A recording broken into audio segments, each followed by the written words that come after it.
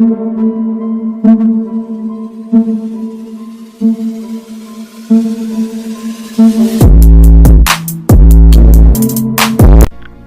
Everyone, நான் சித்தார்த்தன். இந்த வீடியோவில் நம்ம ஏன் தும்மல் வருது, தூங்கும் போது ஏன் தும்ம மாட்டேங்கிறோம், இந்த 2 கேள்விக்கான பதிலை பார்க்க போகிறோம்.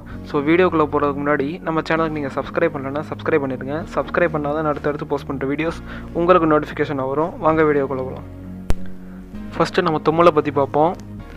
தும்மல்னால் வேறு ஒன்றும் இல்லை, இந்த பாக்டீரியா, வைரஸ், டஸ்ட் இது 3மே லங்ஸுக்குள்ளே போகாமல் இருக்கிறதுக்காக நம்ம பாடி யூஸ் பண்ணுற ஒரு மெக்கானிசம் தான் இந்த தும்மல்.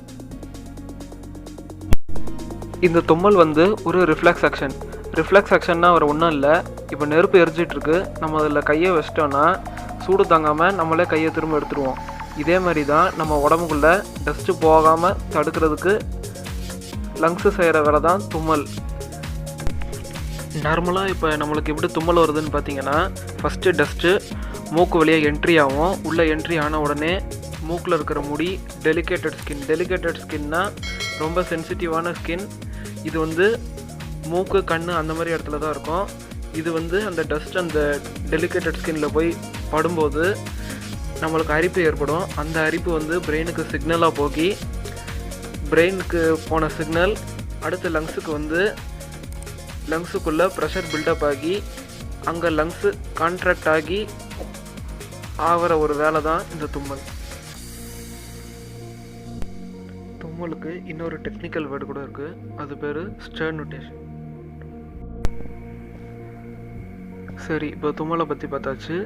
இப்போ நம்ம தூங்கும் போது ஏன் தும்முறது இல்லைன்றதை பற்றி பார்க்க போகிறோம். நம்ம தூங்கும் போது ஏன் தும்முறது இல்லைன்னா, நம்ம தும்முறதுக்கு ஹெல்ப் பண்ணுற நரம்பு எல்லாமே நம்ம தூங்கிட்டு இருக்கையில் ரெஸ்ட்டில் இருக்கோம். இந்த நரம்பு எல்லாமே ரெஸ்ட்டில் இருக்கிறதுனால தான் நம்மளுக்கு தூங்கும் போது தும்மல் ஏற்படுறது இல்லை. இந்த வீடியோ உங்களுக்கு பிடிச்சிருந்தா லைக் பண்ணுங்கள், ஷேர் பண்ணுங்கள், கமெண்ட் பண்ணுங்கள். இன்னும் நீங்கள் சப்ஸ்கிரைப் பண்ணாமல் இருந்தாலும் சப்ஸ்கிரைப் பண்ணுங்கள். முடிஞ்ச அளவுக்கு எல்லாருக்கும் ஃபார்வர்ட் பண்ணிவிடுங்க. மறுபடியும் அடுத்த வீடியோவில் சந்திக்கலாம்.